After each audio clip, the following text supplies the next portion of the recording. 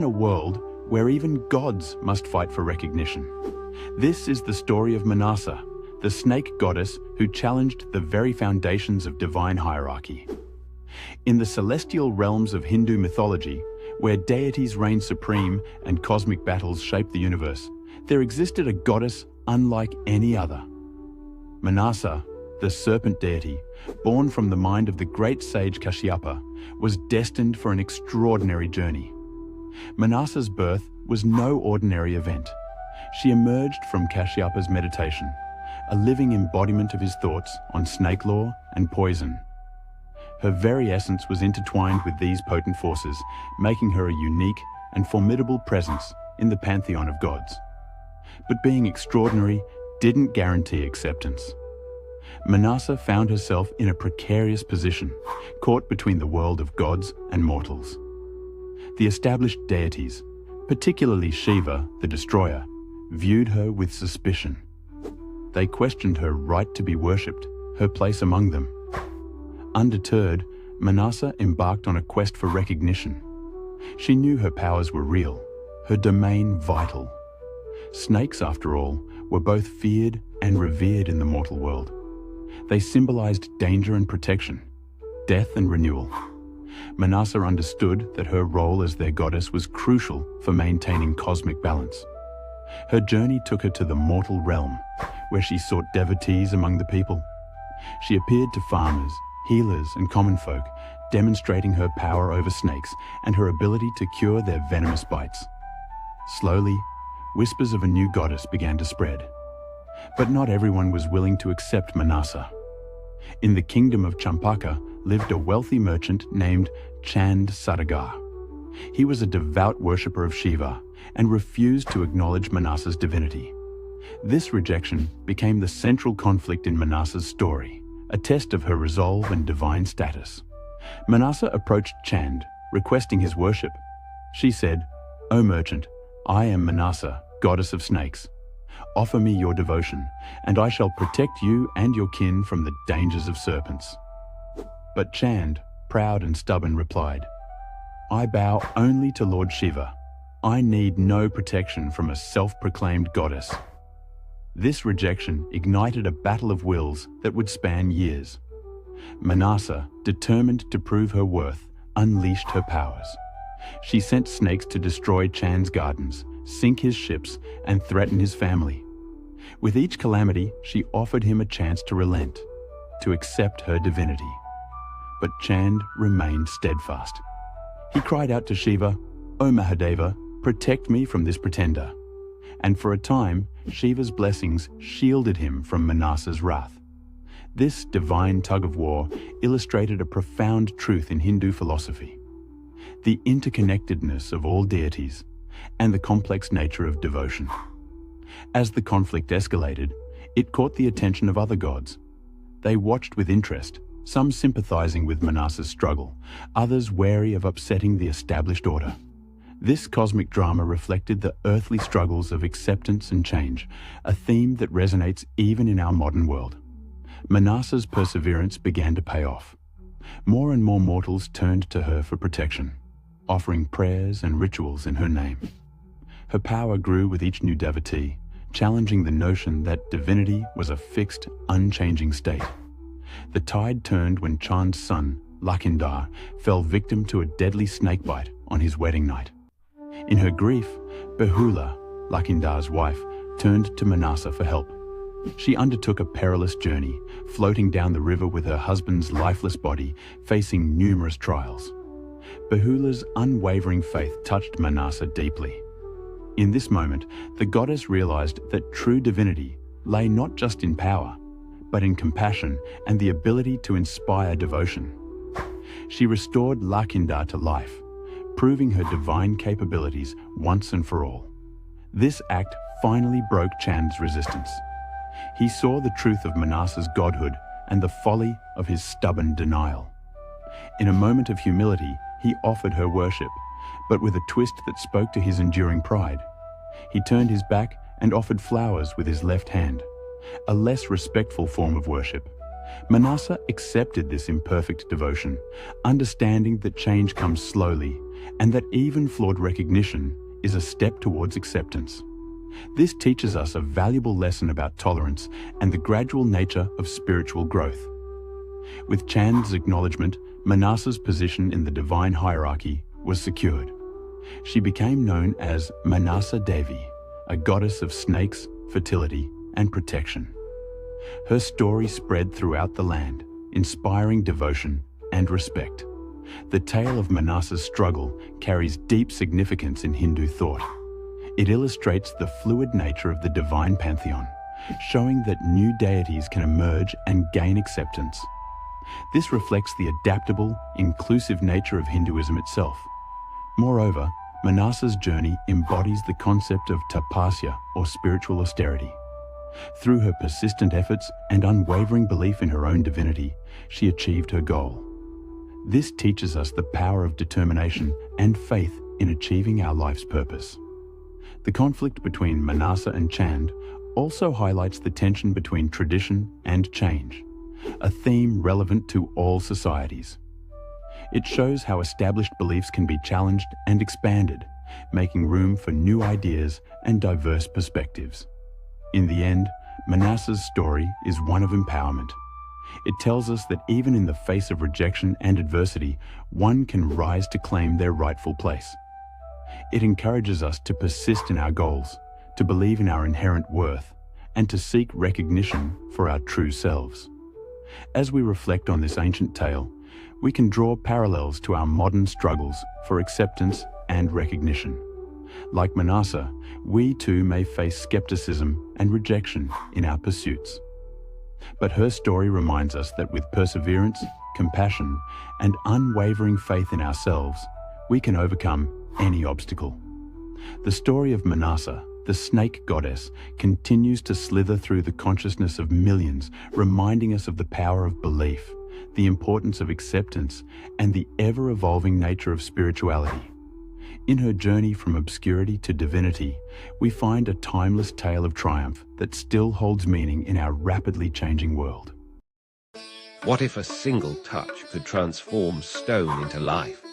In the ancient traditions of Hindu mythology, such miraculous transformations weren't just possible. They were profound demonstrations of divine grace and redemption. Today, we explore one such extraordinary tale, the story of Ahalya, whose journey from cursed stone to liberated soul reveals timeless truths about forgiveness, divine grace, and spiritual transformation. In the sacred land of ancient India lived Ahalya, whose name means the flawless one. Created by Brahma himself, she possessed unparalleled beauty and wisdom. The great sage Gautama chose her as his wife, and together they lived a life of devotion and spiritual practice in their peaceful ashram. But even the most serene gardens can harbor shadows. Indra, the king of the celestial realm, became enchanted by Ahalya's beauty. Known for his mischievous nature, he devised a plan that would forever alter the course of Ahalya's life. One morning, while Gautama was away performing his daily rituals, Indra assumed the sage's exact form and approached Ahalya. Here, ancient texts differ in their telling. Some say Ahalya knew it was Indra, but succumbed to temptation. Others maintain she was truly deceived by his perfect disguise. Regardless, when Gautama returned to find what had transpired, his anger manifested in a powerful curse. With words that shook the very foundations of the ashram, he condemned Ahalya to become as unfeeling as the heart he believed she had shown, transforming her into stone. Yet within this curse lay the seeds of eventual redemption. Gautama proclaimed that Ahalya would remain in this state until Lord Rama, an incarnation of Vishnu himself, would one day touch her with his sacred feet. Thus began Ahalya's long wait, existing as a stone in the very ashram where she had once lived as the sage's honored wife. Centuries passed. The stone that was Ahalya remained, weathering countless seasons, silent witness to the passage of time. Then came the day when young Prince Rama, accompanied by his brother Lakshmana and the sage Vishwamitra, approached the ancient ashram during their forest journey. Vishwamitra, knowing the profound significance of this moment, guided Rama toward the stone. The prince's feet, covered in the dust of his righteous journey, touched the stone that had once been Ahalya. In that miraculous instant, the curse began to break. The stone's surface cracked and crumbled, revealing not cold rock, but warm flesh. Ahalya emerged, radiant with an inner light born of centuries of reflection and penance. Falling at Rama's feet, Ahalya expressed her gratitude through tears of joy. Her first words were not of her suffering or her long wait, but of profound thankfulness for the divine grace that had liberated her. This moment transcended mere physical transformation.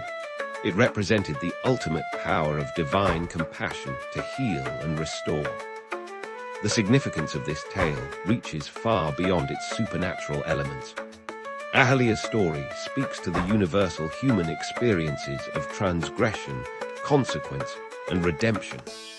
The stone curse represents not just divine punishment, but the way our own actions can harden us, making us insensitive to the world around us. Rama's role in this story illuminates the Hindu concept of divine grace. His touch didn't just break a curse, it exemplified how divine intervention can transform our darkest moments into opportunities for spiritual awakening. The dust of his feet, considered sacred in Hindu tradition, symbolizes the humility required for true transformation. Gautama's eventual forgiveness of Ahalya teaches us about the power of redemption. After her liberation, ancient texts tell us that Ahalya was reunited with her husband, their reconciliation demonstrating that even the deepest wounds can heal through sincere repentance and divine grace. This story also challenges us to examine our own hearts. How often do we become like stone, unfeeling, unresponsive to the divine presence in our lives? Ahalya's liberation reminds us that no matter how hardened we become, the touch of divine grace can restore our true nature. In Hindu philosophy, this tale illustrates the concept of karma and grace working in harmony. While Ahalya's actions brought immediate consequences, her story didn't end with punishment. Through divine intervention, what seemed like an eternal curse became a pathway to profound spiritual transformation.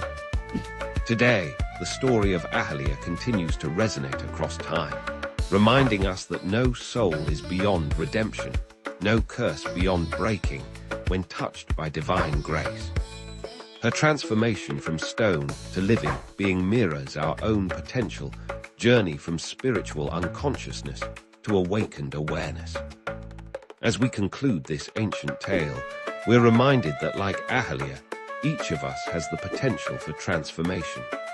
Perhaps we too are waiting for that divine touch that will awaken us from our own stone-like existence, returning us to our true, radiant nature. In the end, Ahalya's story is not just about a woman turned to stone. It's about the eternal possibility of resurrection through divine grace and the power of forgiveness to restore what was thought forever lost. Have you ever wondered who invented the first game of chance? The answer lies not in the smoke-filled backrooms of medieval taverns, but in the gleaming halls of Mount Olympus itself, where Titch, the goddess of fortune, first introduced mortals to the thrilling world of gambling. In ancient Greece, where gods walked among mortals and fate intertwined with daily life, Titch stood as a unique figure among the pantheon. Neither wholly benevolent nor malicious, she embodied the unpredictable nature of fortune itself. With her cornucopia in one hand and a ship's rudder in the other, she guided the destinies of both gods and mortals through the uncertain waters of chance. The story begins in the bustling city-state of Corinth, where Titch was particularly revered. According to ancient tales, She observed how humans constantly sought ways to glimpse their futures and understand the will of the gods.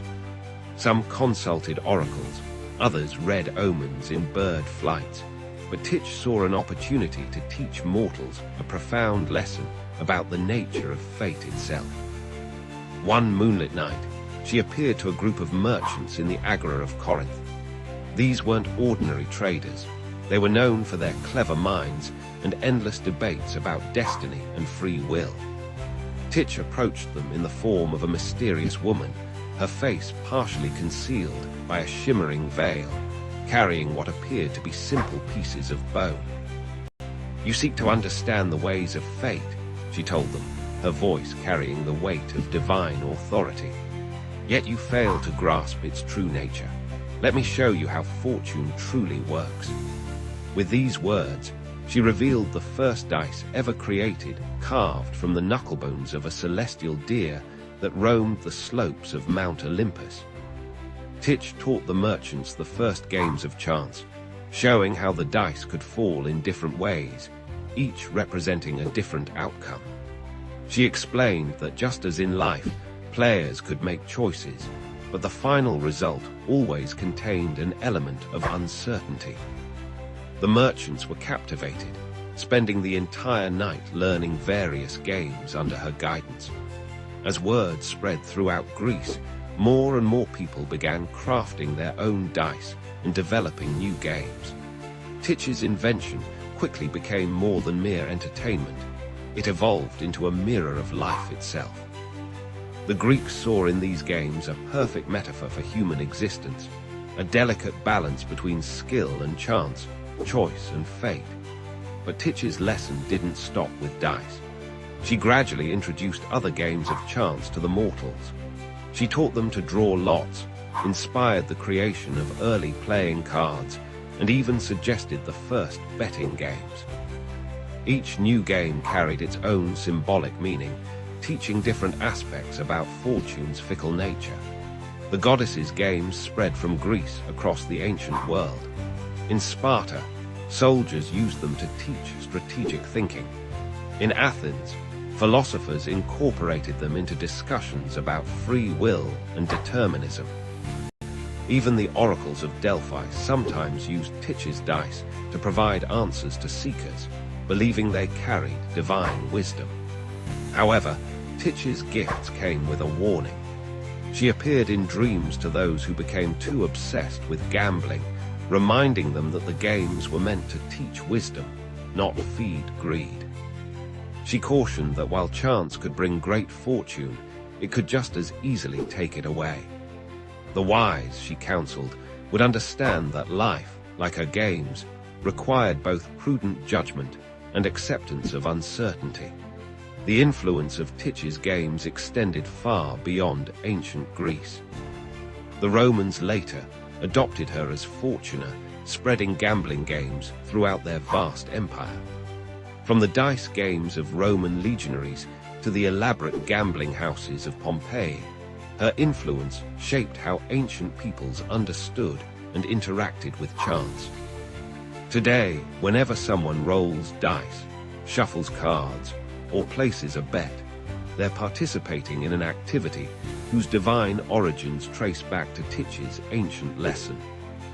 Modern casinos, with their promises of fortune and risk, still echo the fundamental truths she sought to teach.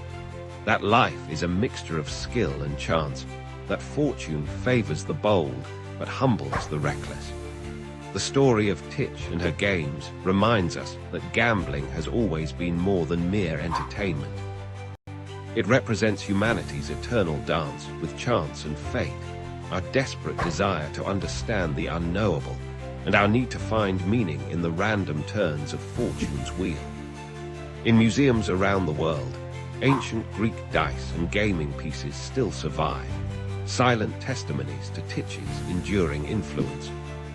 These artifacts, some over 2,000 years old, connect us directly to those first nights in Corinth, when a goddess taught mortals to embrace the uncertainty of existence through play.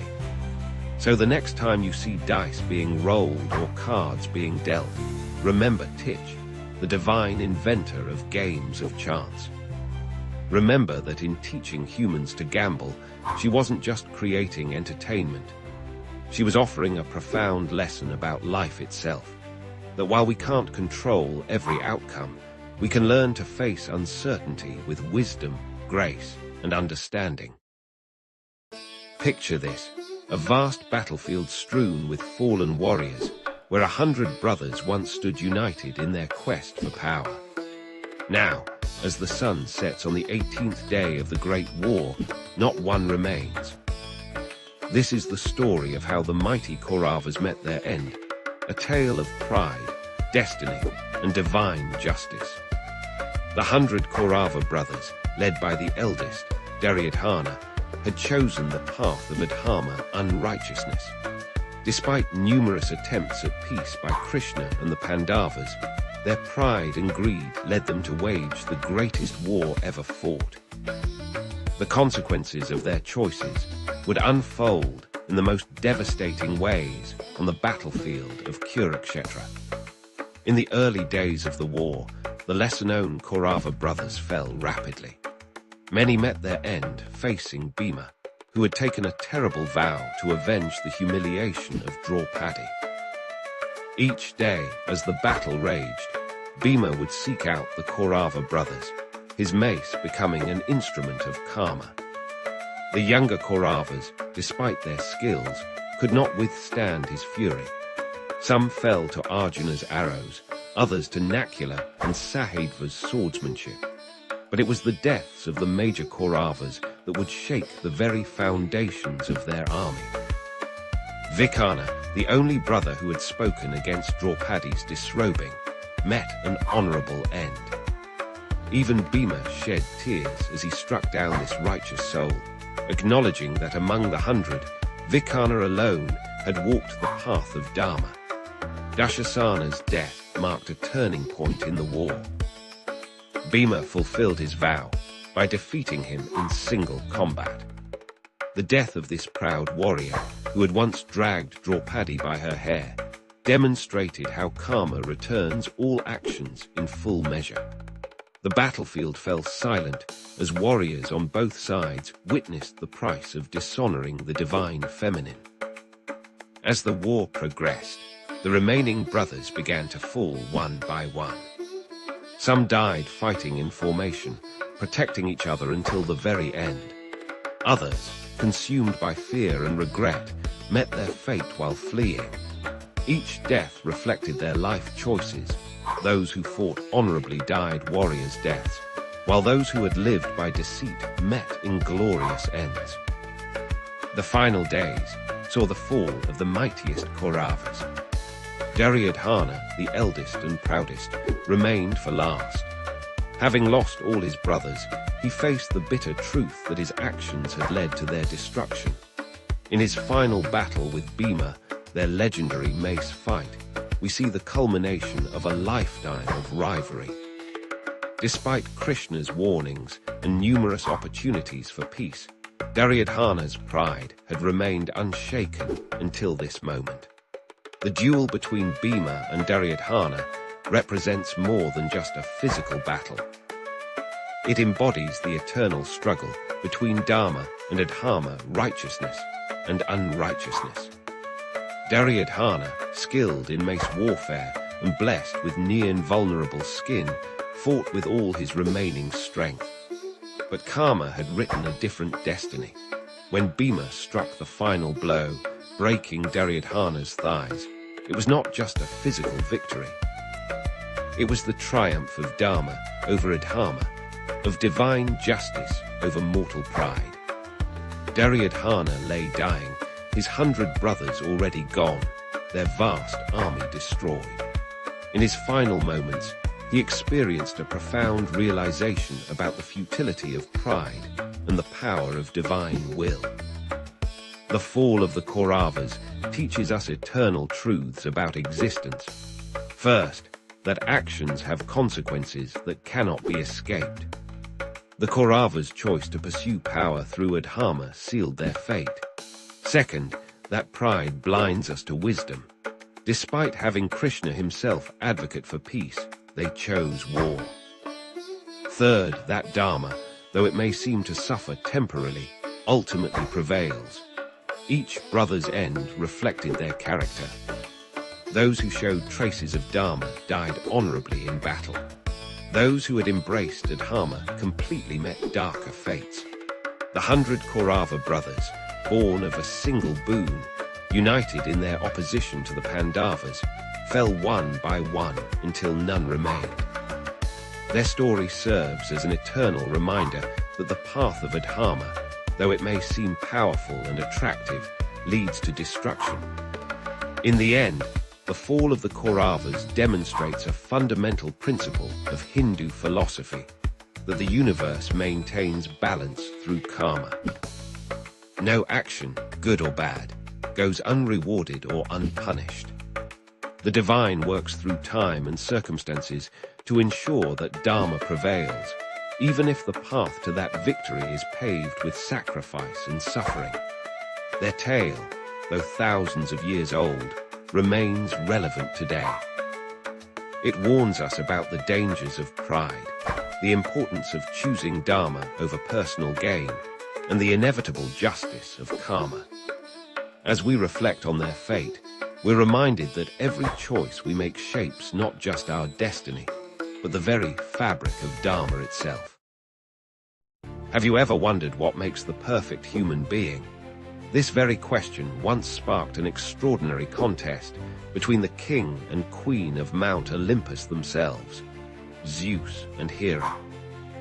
Their divine competition would shape the very nature of mortality itself, and its lessons echo through the ages to this very day. In the golden age of ancient Greece, when gods walked freely among mortals, Zeus and Hera ruled the pantheon from their thrones atop Mount Olympus. Their marriage was famous for its stormy nature, filled with jealousy, rivalry, and constant attempts to outdo one another. While Zeus was known for his power and authority, Hera was celebrated for her wisdom and protection of marriage. Both believed they understood mortals better than the other. One day, during a particularly heated argument about their respective abilities, Zeus boasted that he could create the perfect mortal being. Hera, tired of her husband's endless pride, challenged him to prove it. Thus began a contest that would captivate both the divine and mortal realms. Each deity would create their version of the perfect human, and the other gods would judge the results. Zeus approached his task with characteristic confidence. Drawing upon his experience as king of the gods, he sought to create a being of pure strength and ambition. His creation would embody the qualities he most admired: power, leadership, and unstoppable drive. From the sacred clay of Mount Olympus, Zeus molded a tall, muscular figure with piercing eyes and a commanding presence. He named his creation Kratos, meaning power. Hera took a different approach. Having watched over countless marriages and families, she understood the complexity of human nature. She worked methodically, carefully blending qualities she knew were essential for a truly fulfilled life. Her creation, whom she named Sophia, meaning wisdom, possessed beauty that came from inner grace rather than mere appearance. When both deities unveiled their creations before the assembled gods, the contrast was striking. Kratos stood proud and powerful, radiating strength and authority. His very presence commanded attention, and his voice carried the weight of command. He spoke of grand ambitions, of conquering challenges and achieving glory. Zeus beamed with pride at his creation, certain he had captured the essence of human perfection. Sophia, however, moved with gentle purpose.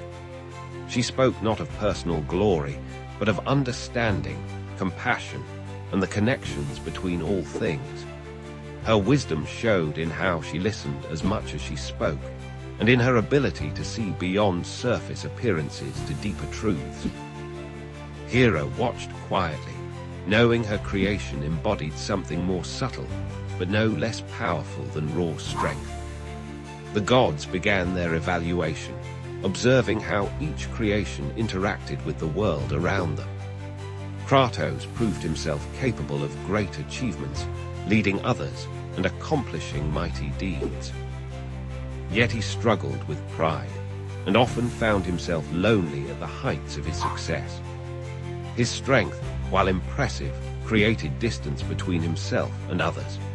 Sophia demonstrated different gifts.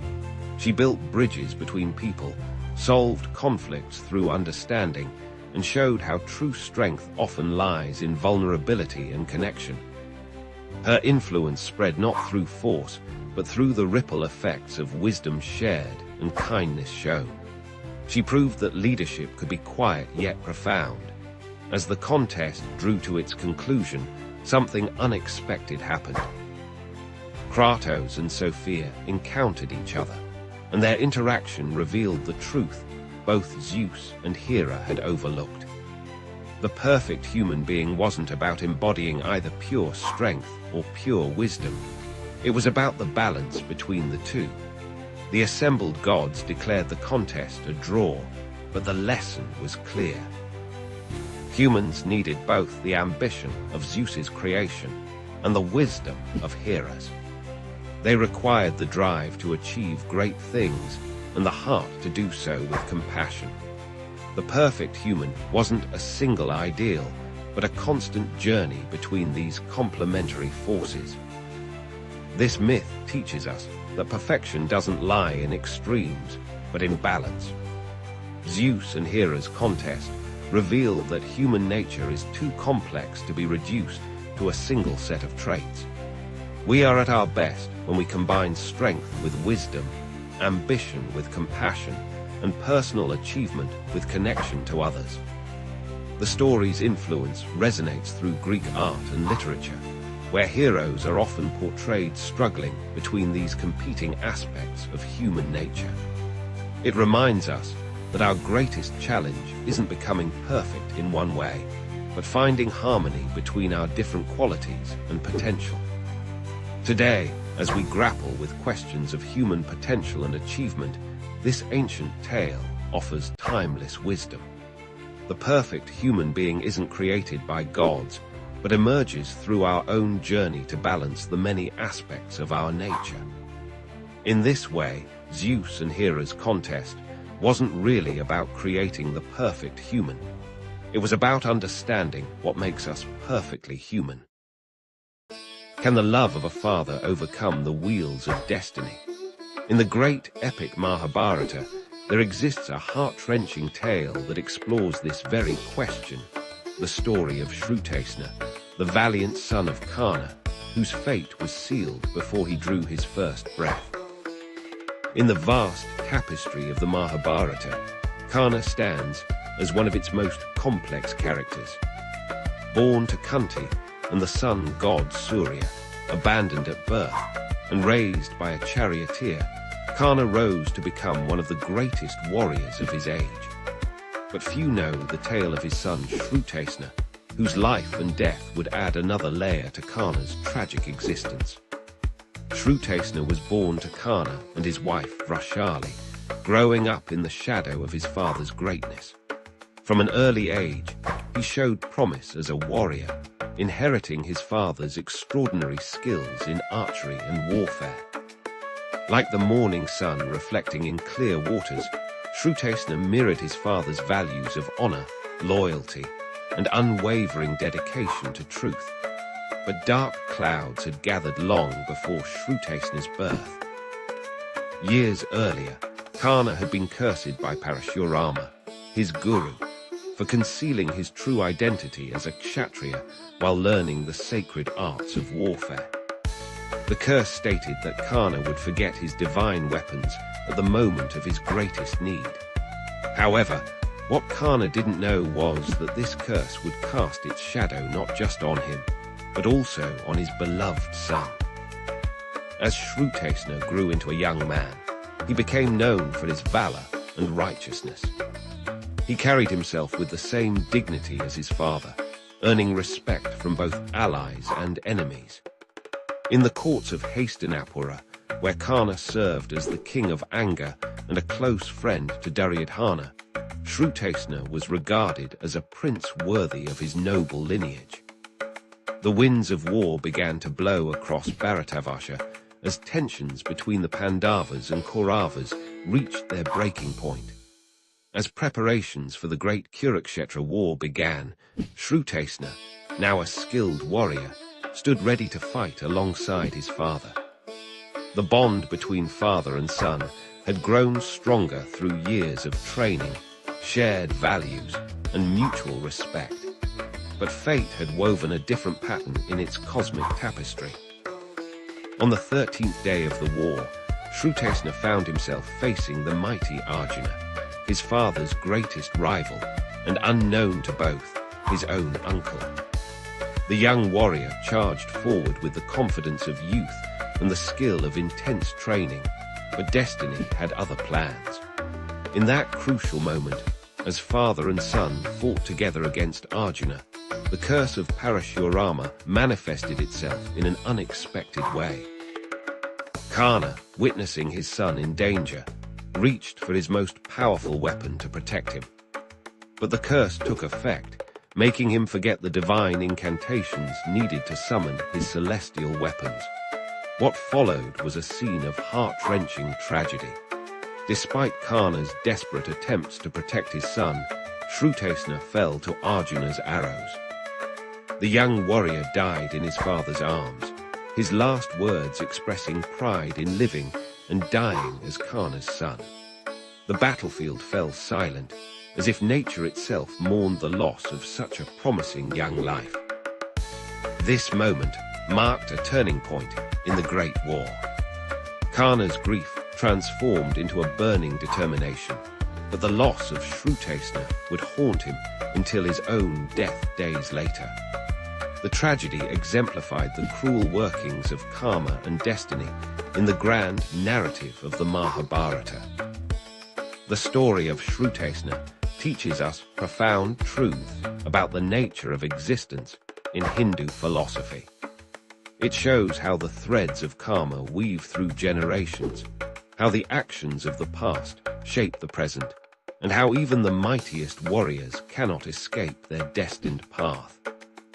This tale also illustrates the concept of Dharma in its most complex form. Shrutesna followed his Dharma as a son and warrior, fighting alongside his father even though it led to his death. Karna, torn between his duty as a father and his obligations as a warrior, faced the ultimate test of his principles. The relationship between Karna and Shrutesna reflects the eternal bond between father and son, a love that transcends the boundaries of life and death.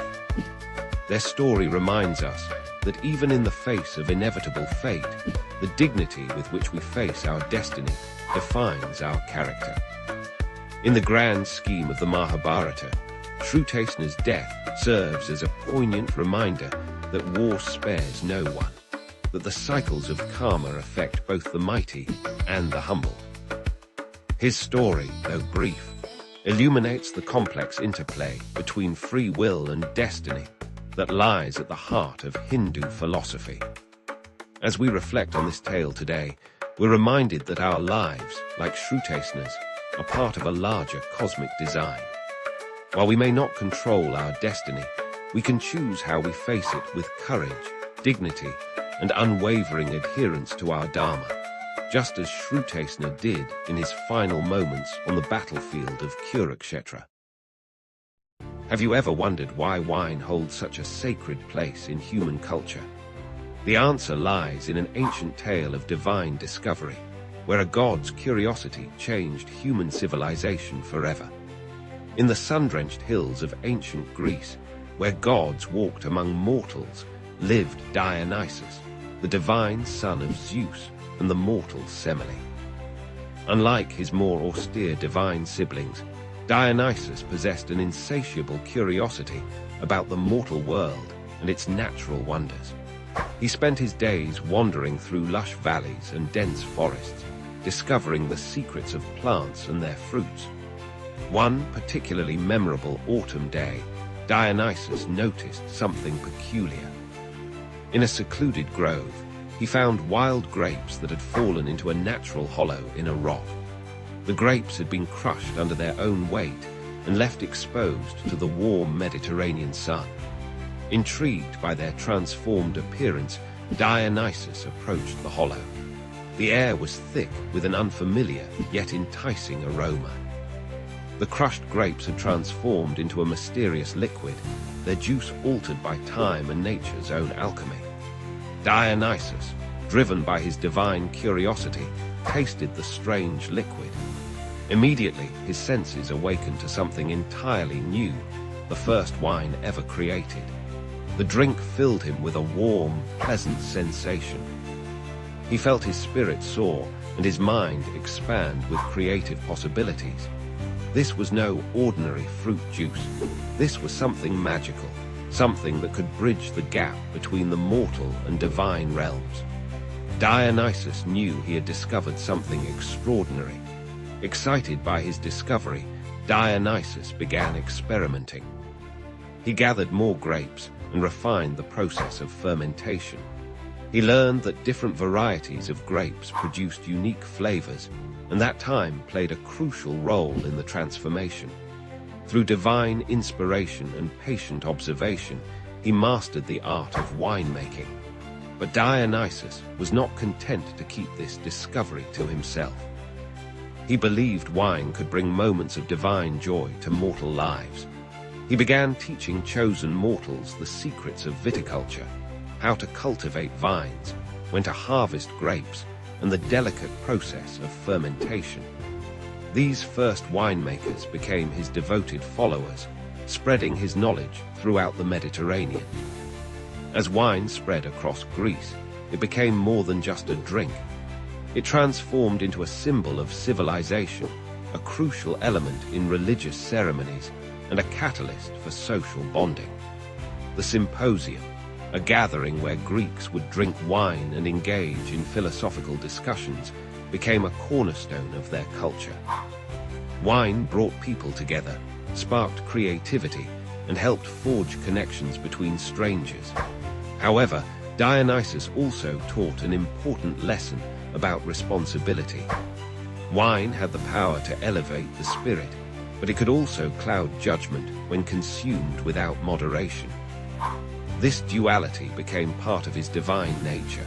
He was both the bringer of joy and ecstasy, and a reminder of the need for balance and wisdom. The gift of wine changed how humans celebrated, mourned, and connected with the divine. During festivals honoring Dionysus, people would drink wine and perform elaborate theatrical performances, giving birth to Greek theater. The god's influence extended beyond mere intoxication. He became associated with creative inspiration, religious ecstasy, and the breaking down of social barriers. In ancient Greek art, Dionysus was often depicted crowned with grape vines, holding a thyrsus, a staff topped with a pine cone and wrapped with ivy. His followers, the Maenads and Satyrs, represented the wild and free spirit that wine could unleash. These artistic representations spread throughout the ancient world, influencing cultures far beyond Greece. The legacy of Dionysus's discovery endures to this day. Wine remains a symbol of celebration, communion, and sophisticated pleasure. The ancient Greeks' understanding of wine's dual nature, its ability to both elevate and potentially harm, continues to influence how we approach this divine drink. Every time we raise a glass of wine, we're participating in a tradition that began with a curious god's discovery in a sun-warmed hollow. Wine connects us to thousands of years of human civilization, to ancient rituals and celebrations, and to the eternal human desire to touch something divine. The story of Dionysus and wine reminds us that the most profound discoveries often come from careful observation of nature's mysteries. It teaches us that gifts, especially divine ones, must be approached with both joy and responsibility. In every glass of wine, we can still taste echoes of that first miraculous transformation, when a god's curiosity gave humanity one of its most enduring pleasures. Imagine a time before time itself, when the universe was nothing but endless darkness and swirling chaos. From this primordial void emerged the most powerful and fundamental force of nature. Gaia, the Earth Mother, the very ground beneath our feet, and the source of all life as we know it. In the beginning, there was only chaos, a gaping emptiness that contained all possibilities. From this cosmic soup, Gaia arose, bringing form and substance to the formless universe. She was not just another goddess. She was the Earth itself, the living, breathing planet that would become home to gods and mortals alike. Picture Gaia as the ultimate mother figure, vast as the mountains, deep as the oceans, and as nurturing as the fertile soil that gives life to every plant and tree. Without a mate, she gave birth to the sky itself, Uranus, a being as vast and blue as the heavens above. She created the mountains, their peaks reaching toward her son's domain, and the depths of the seas, ruled by her other offspring, Pontus. But Gaia's creative force didn't stop there. With Uranus as her partner, she bore the mighty Titans, 12 powerful beings who would shape the world to come. Among them were Ocean, who would encircle the world with his endless waters, and Rhea, who would become mother to the Olympian gods themselves. She also gave birth to the one-eyed Cyclopes and the 100-handed giants called the Hecatoncheires, creatures of tremendous power and frightening appearance. Yet motherhood brought Gaia both joy and sorrow. Uranus, fearful of his children's power, forced them back into Gaia's womb, causing her tremendous pain. Like any mother protecting her children, Gaia refused to accept this cruelty. She crafted a great sickle from adamant and presented it to her youngest Titan son, Cronus, encouraging him to overthrow his tyrannical father. This act set in motion a cycle of divine succession that would shape the future of the cosmos. Cronus used the sickle to castrate Uranus, separating heaven from earth and becoming the new ruler of the universe. From Uranus's blood spilled upon Gaia arose new beings, the giants, the ash tree nymphs called the Meliae, and the fearsome Erinyes, the Furies who would forever pursue those who committed crimes against family. But the cycle of power and rebellion wasn't over. When Cronus began swallowing his own children to prevent them from overthrowing him, Gaia once again intervened. She helped Rhea hide her youngest child, Zeus, ensuring his survival. Zeus would eventually grow up to lead a rebellion against Cronus, establishing the reign of the Olympian gods we know from classical mythology. Throughout these cosmic struggles, Gaia remained a force of both creation and destruction. When the Olympians established their rule, she gave birth to her last and most fearsome offspring, Typhus, a monster of unprecedented power who nearly overthrew Zeus himself. This wasn't an act of pure malice, but rather Gaia's way of maintaining balance, testing each new regime to ensure they were worthy of their power. Even after the age of cosmic battles ended, Gaia's influence continued. The ancient Greeks understood her as the source of prophetic wisdom, believing that her connection to the very foundations of existence gave her unique insight into the future. The oracle at Delphi was said to have originally belonged to her before passing to Apollo. In every tree that reaches toward the sky, every spring that bubbles up from the ground, and every mountain that pierces the clouds, the Greeks saw Gaia's continuing presence. She was the force that made crops grow, the power that caused earthquakes when angered, and the eternal mother who received all living things back into her embrace upon death. Today, Gaia's legacy lives on not just in mythology, but in how we understand our relationship with the natural world. The modern Gaia hypothesis, which suggests that Earth's living and non-living components form a complex interacting system that maintains the conditions for life, draws its name from this ancient goddess who first embodied the idea of Earth as a living, conscious entity. As we face modern environmental challenges, Gaia's myth reminds us of our deep connection to the Earth and our responsibility to maintain harmony with the natural world. She teaches us that power must be balanced with wisdom, that creation and destruction are part of the same cycle, and that the Earth itself is not just our home, but our mother, deserving of our respect, protection, and reverence. In the end, Gaia's story is not just a tale of cosmic creation, but a reminder of the fundamental forces that shape our existence. The power of motherhood, the importance of balance in nature, and the eternal cycles of creation, destruction, and renewal that continue to this day. From the depths of chaos, she emerged to give birth to our world, and in every aspect of nature, her presence still endures. What drives a mother to murder her husband? In ancient Greece, few tales capture the dark depths of revenge quite like the story of Clytemnestra, the queen who waited 10 years to serve justice as cold as the blade she wielded. Our story begins in Mycenae, a mighty fortress city of ancient Greece, where Queen Clytemnestra ruled alongside her husband, King Agamemnon. Their marriage was once a happy one, blessed with 4 children, including their beloved daughter Iphigenia. But the gods had other plans, and their family's peace would soon shatter like a clay vessel dropped from Olympus itself. When Agamemnon's brother Menelaus lost his wife, Helen, to the Trojan prince Paris, all of Greece prepared for war. 1,000 ships gathered at Aulis, ready to sail for Troy, but the winds refused to blow. Day after day, the massive fleet sat motionless on still waters, as if Poseidon himself held them in contempt.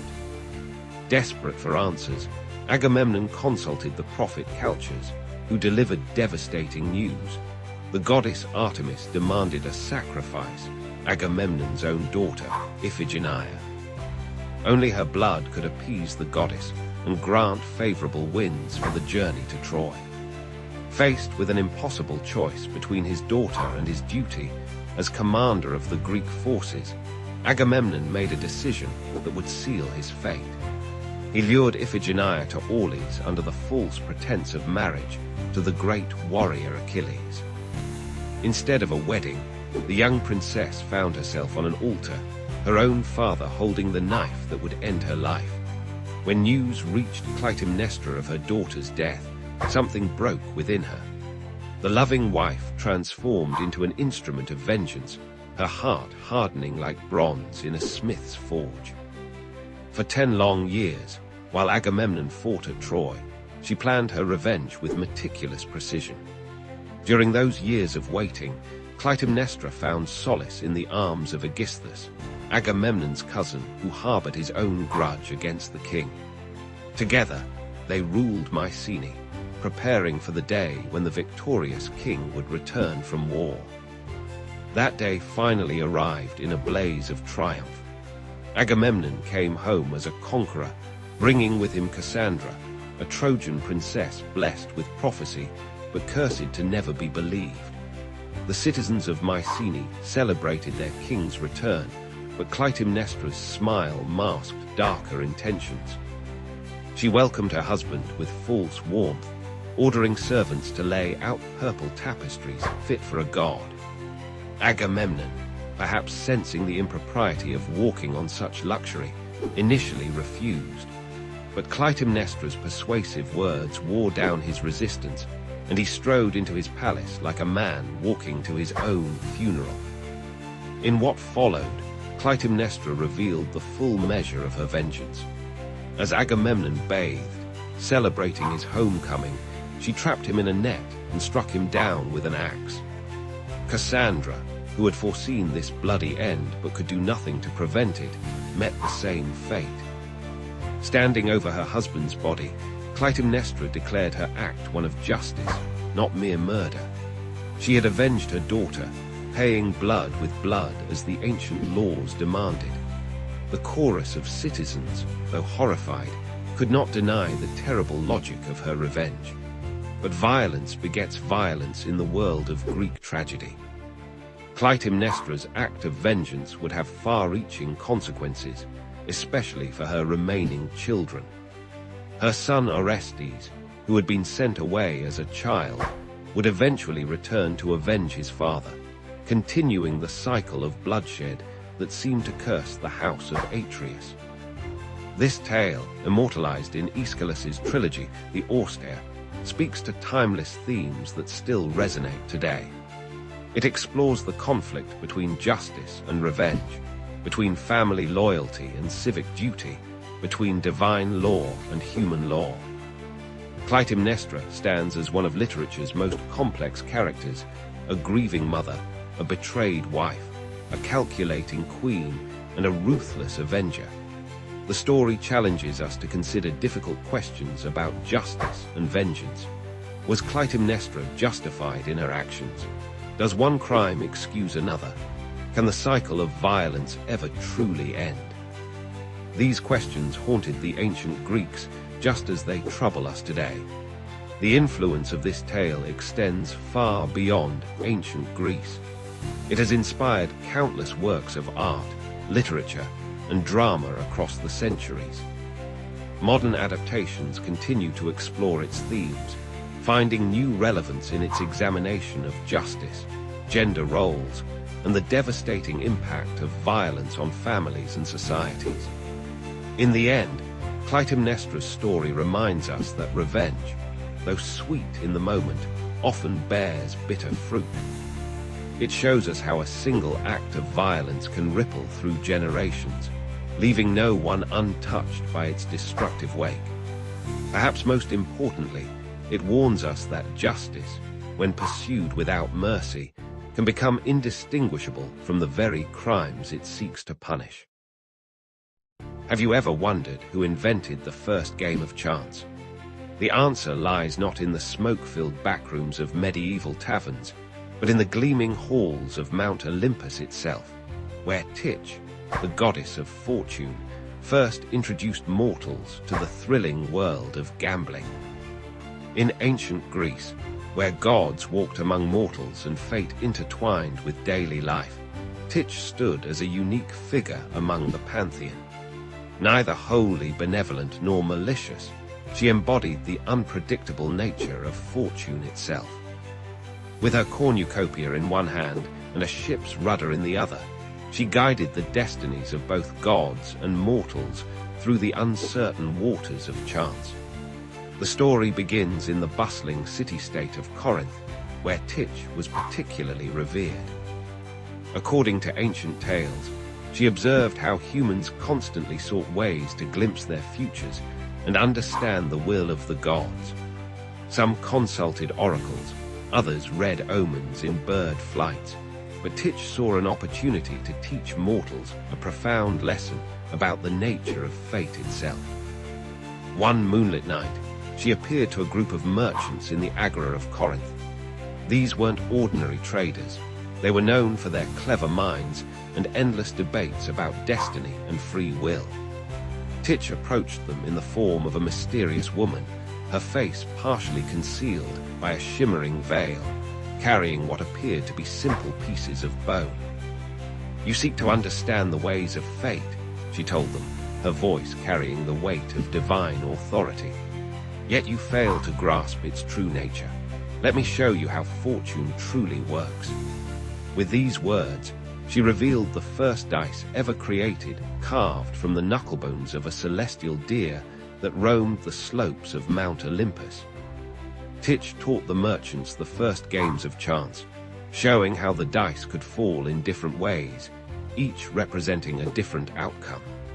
She explained that just as in life, players could make choices, but the final result always contained an element of uncertainty. The merchants were captivated, spending the entire night learning various games under her guidance. As word spread throughout Greece, more and more people began crafting their own dice and developing new games. Titch's invention quickly became more than mere entertainment. It evolved into a mirror of life itself. The Greeks saw in these games a perfect metaphor for human existence, a delicate balance between skill and chance, choice and fate. But Titch's lesson didn't stop with dice. She gradually introduced other games of chance to the mortals. She taught them to draw lots, inspired the creation of early playing cards, and even suggested the first betting games. Each new game carried its own symbolic meaning, teaching different aspects about fortune's fickle nature. The goddesses' games spread from Greece across the ancient world. In Sparta, soldiers used them to teach strategic thinking.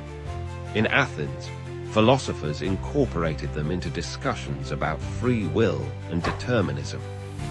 Even the oracles of Delphi sometimes used Titch's dice to provide answers to seekers, believing they carried divine wisdom. However, Titch's gifts came with a warning. She appeared in dreams to those who became too obsessed with gambling, reminding them that the games were meant to teach wisdom, not feed greed. She cautioned that while chance could bring great fortune, it could just as easily take it away. The wise, she counseled, would understand that life, like her games, required both prudent judgment and acceptance of uncertainty. The influence of Titch's games extended far beyond ancient Greece. The Romans later adopted her as Fortuna, spreading gambling games throughout their vast empire. From the dice games of Roman legionaries to the elaborate gambling houses of Pompeii, her influence shaped how ancient peoples understood and interacted with chance.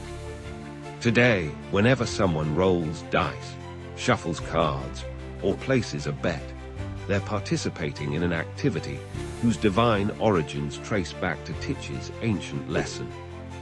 Modern casinos, with their promises of fortune and risk, still echo the fundamental truths she sought to teach. That life is a mixture of skill and chance, that fortune favors the bold but humbles the reckless. The story of Titch and her games reminds us that gambling has always been more than mere entertainment.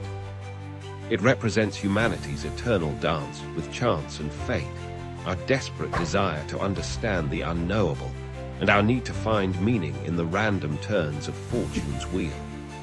In museums around the world, ancient Greek dice and gaming pieces still survive, silent testimonies to Titch's enduring influence. These artifacts, some over 2,000 years old, connect us directly to those first nights in Corinth, when a goddess taught mortals to embrace the uncertainty of existence through play.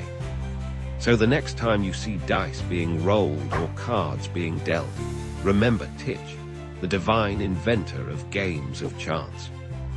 Remember that in teaching humans to gamble, she wasn't just creating entertainment.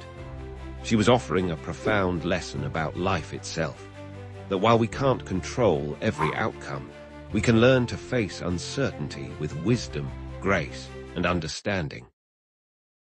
Have you ever wondered who gave the Greek gods their power? Behind the mighty Zeus and the Olympian hierarchy stands a force even more fundamental, Kratos, the divine embodiment of strength, power, and authority. This is the story of how the very concept of leadership came to be in Greek mythology.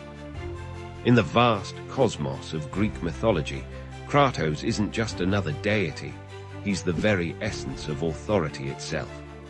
Born to Pallas and Styx, Kratos emerged as one of the most powerful forces in the divine realm.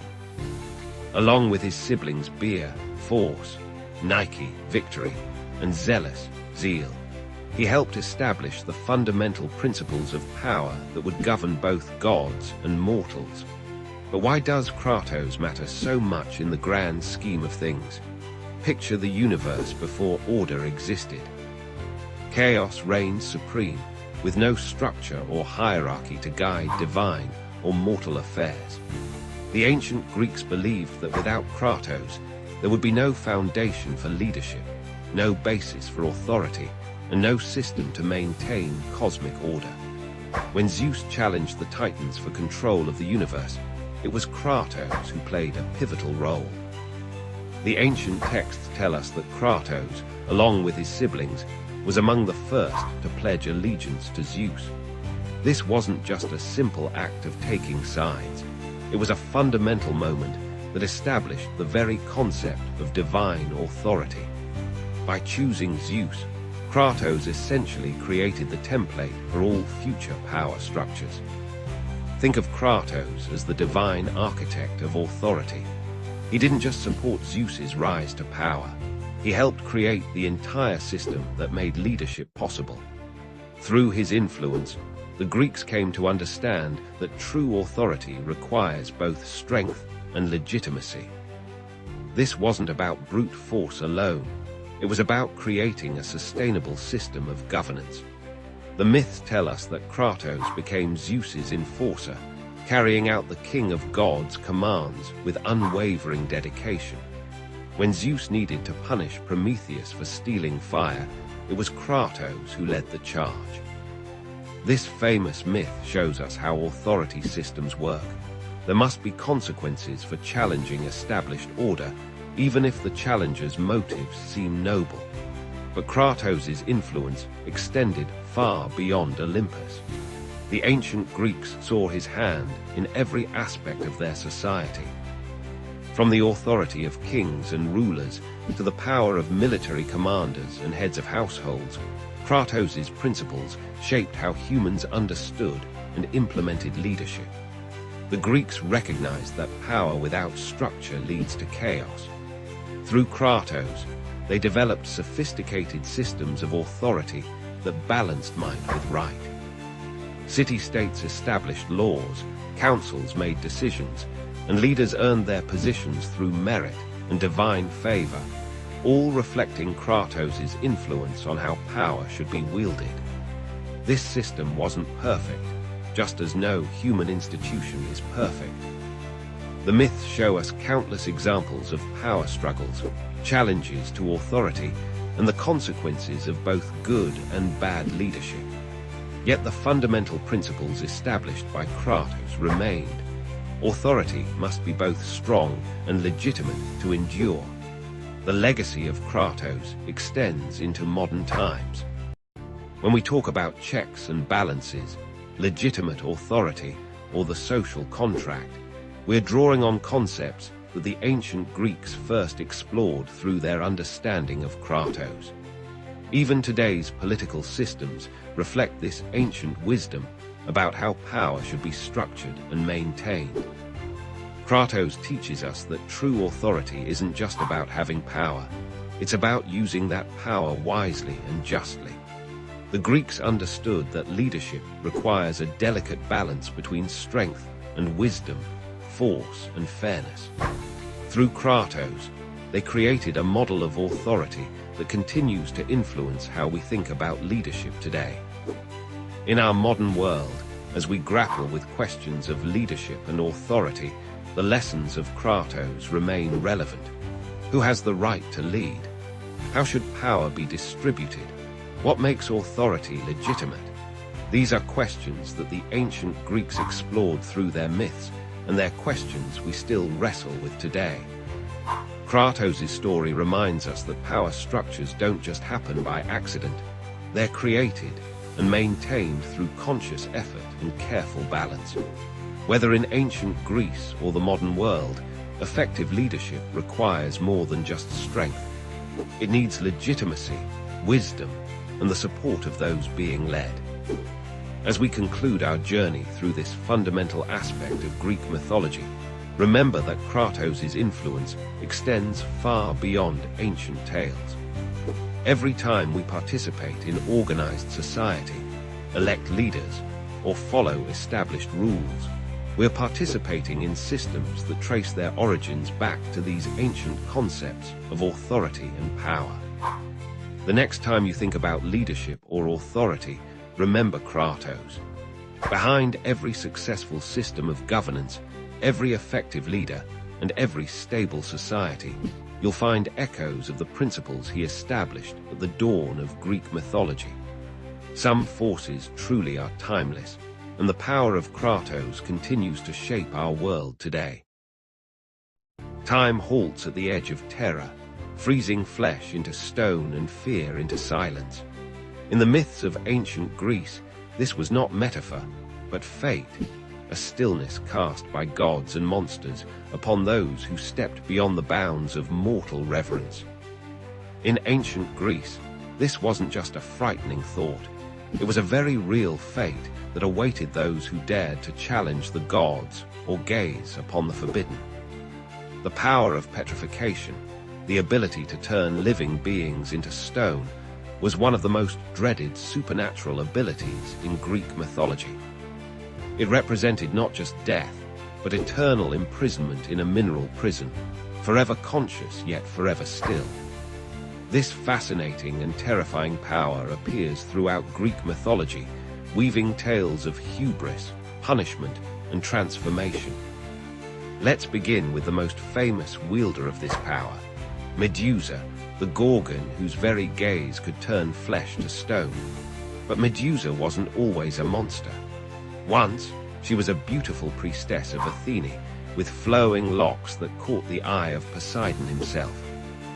Their encounter in Athene's temple, whether consensual or not, so enraged the goddess that she transformed Medusa's beautiful hair into writhing snakes and cursed her with a petrifying gaze. Medusa's transformation speaks to the complex nature of divine punishment in Greek mythology. Was she truly the villain, or was she a victim of divine jealousy? Her power to turn others to stone became both her curse and her protection, as anyone who looked directly at her would instantly become a statue, frozen in their final moment of horror.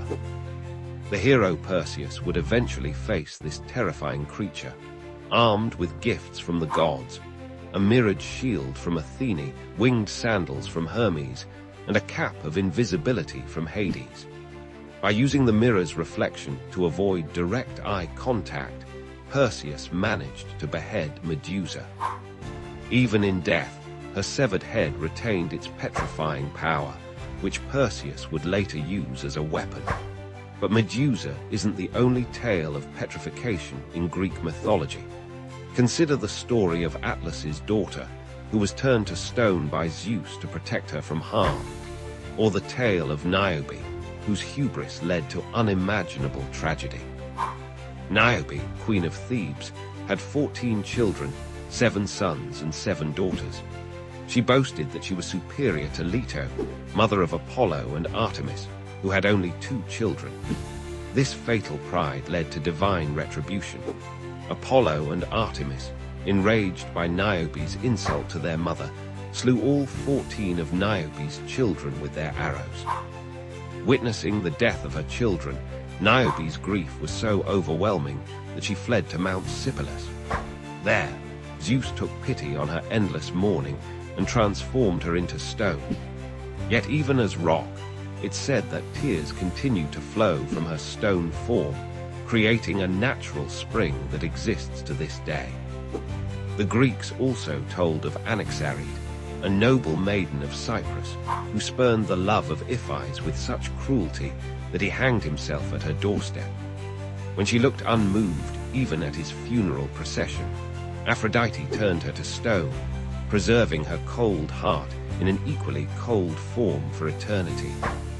These tales of petrification often served as warnings about pride, cruelty, and the consequences of disrespecting the gods. The transformation into stone represented a fitting punishment. Those who showed stone-cold hearts toward others often ended up literally turned to stone themselves. The power of petrification appears in other cultures' mythologies as well, suggesting a universal human fear of being frozen in time, unable to move or speak, yet still conscious. This theme resonates through the ages, appearing in modern stories from fantasy novels to superhero comics. In ancient Greek art, petrified figures were depicted with extraordinary detail, capturing the moment of transformation between flesh and stone. These artworks often showed the horror and anguish of the transformation, serving as powerful reminders of the gods' authority and the consequences of human hubris. The psychological impact of petrification myths continues to fascinate us today. The idea of being conscious, yet unable to move taps into primal human fears. It represents a fate worse than death, eternal awareness, without the ability to interact with the world around you. These myths also reflect the Greek understanding of transformation and permanence. Stone, being one of the most durable materials in nature, represented an unchangeable fate. Once transformed, there was usually no return to human form, making petrification one of the most definitive and dreaded punishments in Greek mythology. Modern archaeologists have even suggested that some of these myths might have been inspired by actual stone formations or fossils found in ancient Greece. Natural rock formations that resembled human figures might have sparked stories of people turned to stone by divine power. As we reflect on these ancient tales of petrification, we are reminded of their enduring relevance. They warn us about the dangers of excessive pride, the importance of respecting others, and the permanent consequences our actions can have. In a world where we often feel invincible, these myths remind us of our vulnerability and the importance of humility before forces greater than ourselves. Whether wielded by Medusa, the gods, or other mythological figures, the power of petrification remains one of the most compelling and terrifying elements of Greek mythology. It continues to captivate our imagination, reminding us that sometimes the most frightening fate isn't death, but the eternal stillness of stone. Have you ever gazed at the night sky and wondered why the moon waxes and wanes?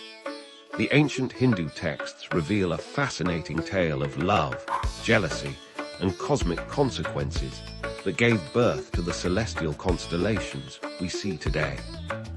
In the vast cosmic dance of creation, Daksha Prajapati, one of the primary creators of the universe, had 27 daughters of unparalleled beauty.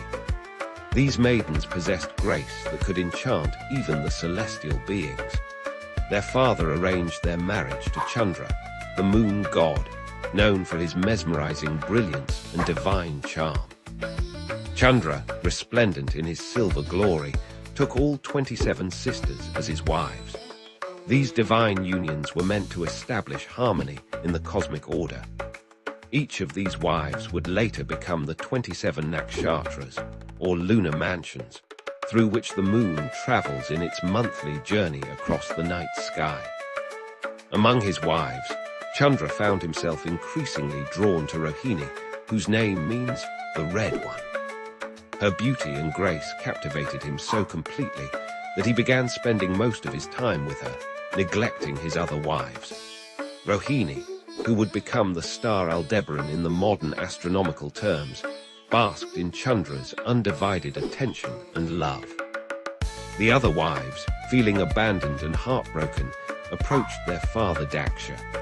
They wept as they shared their sorrow, speaking of lonely nights while Chandra remained in Rohini's mansion. These daughters, who would become stars like Ashwini, Bharani, Kritika, and others, sought justice from their powerful father. Daksha's anger blazed like a cosmic fire upon hearing of this injustice. He summoned Chandra to his celestial court and spoke words that would forever change the moon's nature. For your transgression of Dharma, for showing such partiality among your wives, I curse you to wane gradually day by day, declared Daksha. The curse took immediate effect. Chandra, who once shone with full brilliance, began to lose his light. Day by day, his radiance diminished until he was barely visible in the night sky. This waning affected not just the moon but all life on Earth, as his light was essential for the growth of plants, the flow of tides, and the balance of nature. The other gods, concerned about the cosmic imbalance, approached Daksha for a solution. After much deliberation, Daksha modified his curse. The moon would still wane, but only for half the month.